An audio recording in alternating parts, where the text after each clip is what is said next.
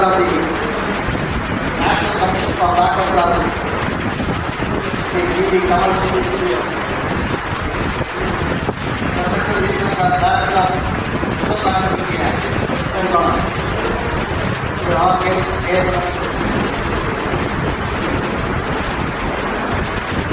IRS member looking Sri D.D. Robin,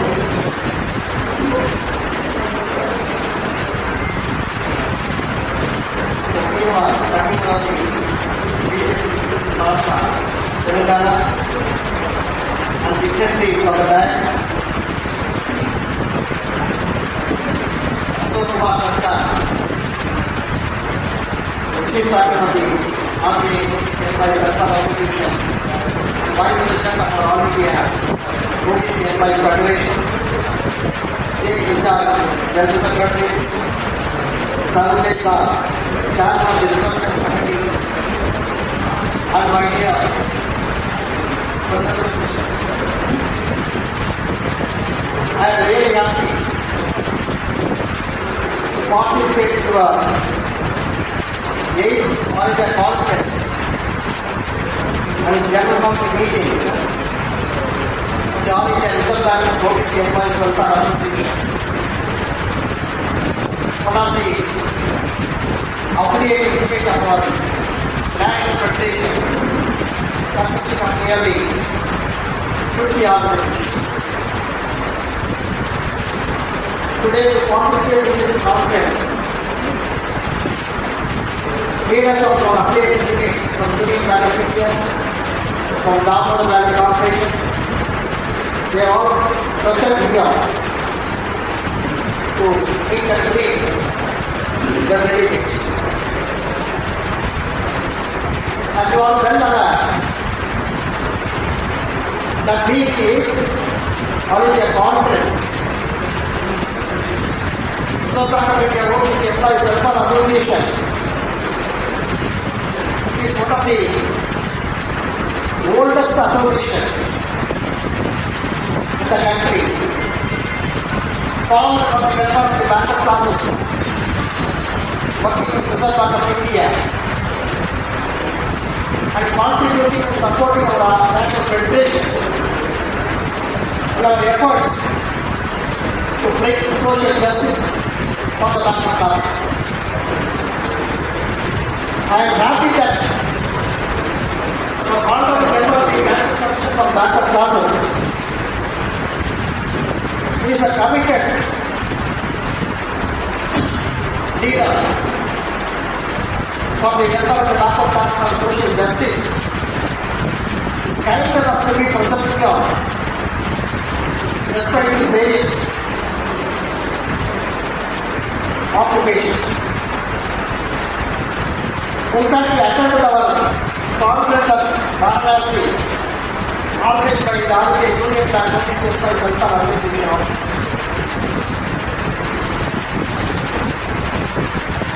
At Delhi also, when we organized a seminar last year, he attended and addressed the meeting and shared the concern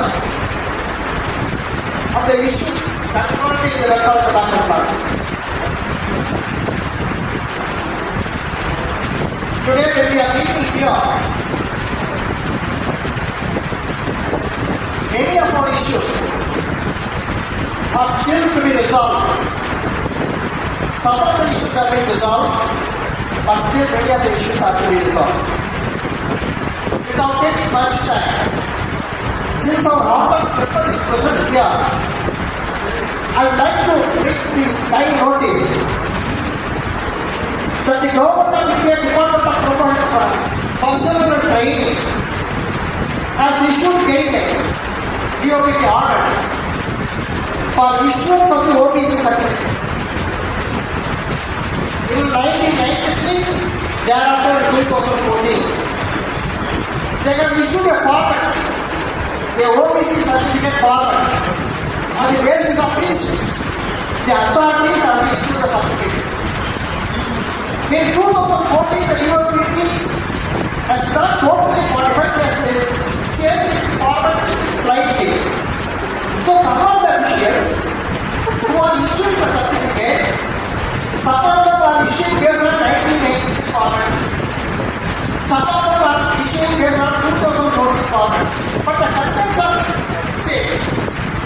chapter says that the candidates will belong to the OBC as per the resolution number dated, and also he should not or she should not belong to the preliminary. That is all. This is the content. But for the guidelines of the honorable member, this year, some of the candidates who got certificates from the authorities, based on 2014 certificate, they are not given admission to the stating that this is not the government. Go and get the certificate to the government. It is not that one. The authorities are issuing the government, taking the 2014 data issued by UOBT, captains are there, but on some issues, the candidates are being prevented from getting an admission in age, despite their hard efforts in writing the examination and getting an admission. The top institution of this country, the officials are taking a negative view. So this is a very important issue. A simple directive to ACBC that the both the markets are valid. Because both are different to captains are free. If that is given to all the agencies, I think the matter is solved. Number two, there is a departmental proposal. Again, the document says, by its order, that is order issued in 2022-23, that respect of OBC, a departmental proposal committee including the OBC identified Group C article. Therefore, the proposal is rejected. Even though the OBC does not have a reservation in the proposal, but the departmental proposal committee should have a so that the chances of the OBC member getting a promotion is not having a bias. That is the guideline issued by the DOPT. Sir, but for the right information, none of these instances, all the public sector undertakings or government departments have not complied with this guideline. That is a very, very important issue, sir, because we don't have a reservation in promotion, but our candidates, because of their capability, when they go for promotion, if our person is there in the interview committee, there is a psychological feeling that our person is there in the committee. Because of the only the DOPT has issued such a guideline. So I request our honorable member to take up this matter with the DOPT as well as with other departments to ensure that all departments of the government, including the public sector undertakings and enterprises, contribute DPC considering our OBC government. That is number two. Number three. So there is a peculiar case in one of the bank where the association elected office bearer is being prevented from attending the meeting on the excuse that he is a retired officer. Once such a case came before us, and we took up with the National Commission, we took up with the Parliamentary Committee for OBC, we took up with the liaison officer for OBC in the Department of Financial Services, but the bank says that there is an instruction from DFS. We checked with the DFS. They said we are not issuing any guideline. Then they said the Parliamentary Committee for OBC guideline. Then we checked with the chairperson, then chairperson Rajesh Banerjee. He said nothing. So, on the lame excuse and elected officers, so I want to stress that recently, in one of the cases, in Bombay High Court, Aurangabad bench, they have stated clearly that bank or any management does not have any right to prevent any elected office bearer, whether he is in the service or retired. That is none of your business. It is for the general body to ensure who to be elected. So don't interfere with the elected mechanism of the association. This is a judgment given based on Supreme Court judgments. So I am giving a copy of the letter, sir. And this is happening only for the welfare association, sir. Only for SC, ST, OBC. Whereas trade unions or officer associations, they are retired officers are attending the meeting. They are allowed to participate. Not only here, at the level of bipartite settlement within the government, they are sitting and signing the agreement. But for welfare association, the management is taking a negative view, which is unwarranted and unethical. So I request you, sir, to kindly take up this issue. Already based on the request, National Commission for Scheduled Castes has written directly to DFS, Department of Financial Service, that it is not the business of any management to prevent. Only the elected officer should be allowed. You don't have to interfere with that. You have to give an instruction. So similarly, our commission has to. This is one more matter. Then another matter, sir. Recently, I think you would have come across the newspaper item also. In the Indian Council of Agricultural Research, scientists are being appointed. For so many years, in the name of lateral entry, nearly 2,700 scientists are being recruited without reservation. This is a very, very serious matter, sir. Had it been reservation applied, I think nearly 1,350 SC, ST, OBC would have entered there in the scientific department, which has been prevented without any government order. In the name of lateral, since the government has withdrawn the lateral entry policy, I think the commission has taken, they have to summon the officials of the ICAR and ensure that no such wrong implementation is done henceforth, sir, and they have to rectify this 2,700 posts which have been accommodated without any examination. They are all recruited directly without any examination, without any reservation policy. This is a very serious matter. Another one, sir.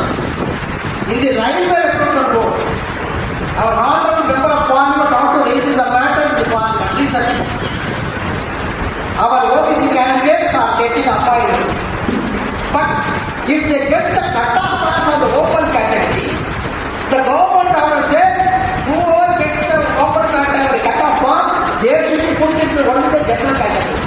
They should not be put into the reservation compartment.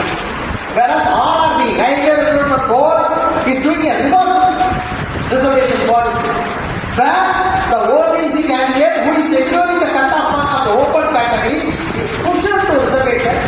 Thereby, our reserved candidates are getting out of employment. This is another serious issue, sir. We have got all the papers. Please take up the matter. Then about the clean air. Sir, we have been requesting the government that this 2017 order of 8 lakhs per annum has to be revised. The order says once in 3 years it has to be revised. So naturally, in 2020 as well as in 2023 twice it should have been revised. But so far it has not been revised. This is one aspect. But another very important aspect is that the present government has passed a constitutional amendment 105 whereby the backward classes have been listed in the constitution in article 342A. In 1992 Indira Gandhi judgment, the court imposed a criminal on the backward classes because there is no definition about the backward classes. Whereas the scheduled caste, scheduled tribes, they have been listed in the constitution, so they cannot impose. So the court excluded SC/ST and included OBC.